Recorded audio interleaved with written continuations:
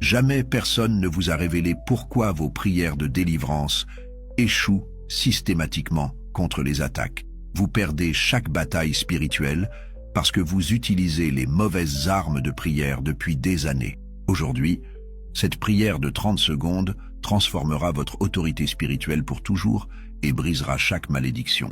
Découvrez 6 principes divins qui renversent immédiatement toute opposition démoniaque.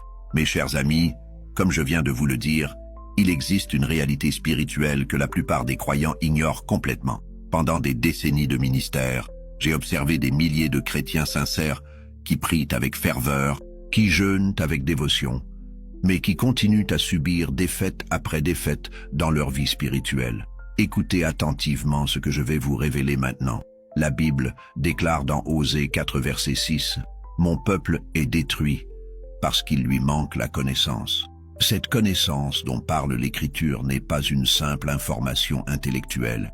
C'est la révélation de l'autorité divine que Jésus-Christ vous a déjà donnée. Voici la vérité qui bouleversera votre compréhension spirituelle. Vous n'êtes pas en train de mendier la protection de Dieu. Vous exercez l'autorité que Christ vous a déjà accordée. Mais attention, si vous ne comprenez pas cette différence fondamentale, chaque prière devient un aveu d'impuissance plutôt qu'une déclaration de victoire. Laissez-moi vous dire quelque chose de capital. Au cours de mon ministère, j'ai rencontré un homme brisé par des années d'oppression spirituelle. Il priait quotidiennement. « Seigneur, protège-moi des attaques de l'ennemi. » Chaque nuit, les cauchemars persistaient. Chaque jour, l'anxiété grandissait, jusqu'au moment où quelqu'un lui révéla cette vérité biblique transformatrice. Ne manquez pas ceci. Cet homme changea sa prière en une déclaration d'autorité de 30 secondes seulement. En moins d'une semaine, les attaques cessèrent complètement. Pas parce que Dieu avait finalement décidé de l'écouter, mais parce qu'il avait enfin exercé l'autorité que Christ lui avait déjà donnée. La parole de Dieu nous enseigne dans Luc 10, verset 19, « Voici, je vous ai donné le pouvoir de marcher sur les serpents et les scorpions et sur toute la puissance de l'ennemi, et rien ne pourra vous nuire. » Remarquez bien ces mots, « Je vous ai donné ». Ce pouvoir n'est pas une promesse future, c'est une réalité présente. Mes bien-aimés frères et sœurs, combien d'entre vous continuent à supplier Dieu de faire ce qu'il vous a déjà commandé de faire vous-même?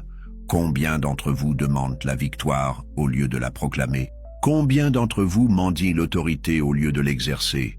Voici ce que l'ennemi ne veut pas que vous compreniez. Chaque fois que vous priez comme une victime, vous renforcez sa stratégie contre vous. Chaque fois que vous suppliez au lieu de commander, vous donnez crédit à son mensonge selon lequel il possède encore un pouvoir sur votre vie. Mais regardez ce que Jésus a déclaré dans Matthieu 28, verset 18. « Tout pouvoir m'a été donné dans le ciel et sur la terre. » Et dans Jean 14, verset 12, « Celui qui croit en moi fera aussi les œuvres que je fais, et il en fera de plus grandes. » Cette révélation changera votre façon de prier pour toujours. Vous n'êtes pas en train de convaincre Dieu de vous aider. Vous utilisez l'autorité qu'il vous a déjà conférée. Vous n'implorez pas sa protection. Vous exercez sa domination sur les forces des ténèbres. L'heure est venue de comprendre qui vous êtes réellement en Christ. L'heure est venue d'arrêter de mendier ce qui vous appartient déjà. L'heure est venue de passer de la supplication à la proclamation, de la demande au commandement, de la peur à l'autorité. Cette prière de 30 secondes que je vais vous révéler n'est pas une formule magique. C'est l'expression de votre identité en Christ et de l'autorité qu'il vous a déjà accordée. Mais avant de vous la dévoiler, vous devez comprendre pourquoi tant de croyants échouent dans leur guerre spirituelle. Premièrement, ils confondent humilité avec impuissance. L'humilité devant Dieu ne signifie pas l'acceptation passive des attaques de Satan. L'Écriture nous enseigne dans Jacques 4, verset 7. « Soumettez-vous donc à Dieu, résistez au diable, et il fuira loin de vous. » Notez bien, soumission à Dieu et résistance au diable. Deuxièmement, ils ignorent leur position spirituelle. Éphésiens 2, verset 6 déclare « Il nous a ressuscités ensemble et nous a fait asseoir ensemble dans les lieux célestes, en Jésus-Christ. » Vous n'êtes pas sur terre en train de regarder vers le ciel. Spirituellement, vous êtes assis dans les lieux célestes, dominant sur toute principauté et puissance. Mes chers amis, permettez-moi de partager avec vous un témoignage qui illustre parfaitement cette vérité. Je me souviens d'une femme qui souffrait d'insomnie chronique causée par des terreurs nocturnes. Médecins et psychologues n'arrivaient pas à expliquer ces symptômes. Elle priait ainsi « Seigneur, je t'en supplie, fais partir ces cauchemars ». Mais quelqu'un lui enseigna cette vérité biblique. Au lieu de supplier, elle devait commander. Sa nouvelle prière devint « Au nom de Jésus-Christ, j'ordonne à tout esprit de terreur de quitter ma maison et ma vie maintenant. Je déclare la paix de Dieu sur mon sommeil. » Dès la première nuit, les cauchemars cessèrent définitivement. Voici la différence capitale. Elle arrêta de demander à Dieu de faire quelque chose et commença à utiliser l'autorité que Dieu lui avait déjà donnée. Elle passa de la position de victime à la position de vainqueur. Écoutez bien cette révélation divine. Satan n'a aucun droit légal sur votre vie depuis que Jésus l'a vaincu à la croix. Colossiens 2, verset 15 nous enseigne « Il a dépouillé les dominations et les autorités et les a livrées publiquement en spectacle, en triomphant d'elles par la croix. » Mais alors, pourquoi continuez-vous à subir des attaques? Parce que Satan est un menteur et un usurpateur. Il n'a plus de pouvoir légal, mais il continue d'exercer une influence par la tromperie. Tant que vous ne connaissez pas vos droits spirituels, il peut continuer à vous intimider. Imaginez un homme qui possède une fortune en banque mais qui mendie dans la rue parce qu'il a oublié qu'il est millionnaire. C'est exactement la situation de nombreux chrétiens. Ils possèdent l'autorité de Christ, mais vivent comme des mendiants spirituels. La prière de 30 secondes que vous allez apprendre transforme cette dynamique instantanément. Elle n'est pas longue, parce que l'autorité divine n'a pas besoin de longs discours. Elle est précise, directe et absolument efficace. Voici les 6 principes divins que cette prière active immédiatement.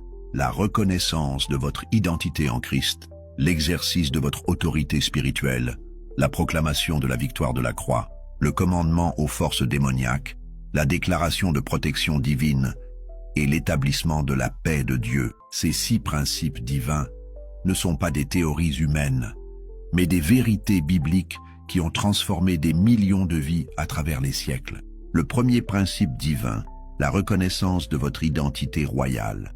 1 Pierre 2, verset 9 déclare « Vous, au contraire, vous êtes une race élue, un sacerdoce royal, une nation sainte, un peuple acquis.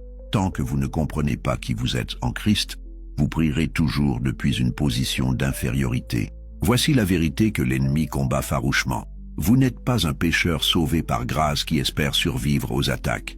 Vous êtes un fils ou une fille du roi des rois, héritier de tout ce qui appartient au Père céleste. Cette identité change complètement votre façon d'aborder la guerre spirituelle. Laissez-moi vous dire quelque chose de révolutionnaire. Dans les cours royales terrestres, personne n'ose défier l'autorité du prince héritier. Pourquoi? Parce que s'attaquer au fils, c'est s'attaquer au roi lui-même. De même, quand Satan vous attaque, il s'attaque directement à votre Père céleste. Le deuxième principe divin, l'exercice de votre autorité déléguée. Matthieu 10, verset 1, nous enseigne. Puis, ayant appelé ses 12 disciples, Jésus leur donna le pouvoir de chasser les esprits impurs et de guérir toute maladie et toute infirmité. Ce pouvoir n'était pas réservé aux 12.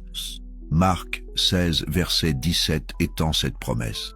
Voici les miracles qui accompagneront ceux qui auront cru. En mon nom, ils chasseront les démons. Écoutez attentivement. Cette autorité n'est pas quelque chose que vous devez mériter ou gagner. Elle vous a été donnée gratuitement par celui qui possède tout pouvoir dans le ciel et sur la terre. Votre responsabilité n'est pas de l'obtenir, mais de l'exercer.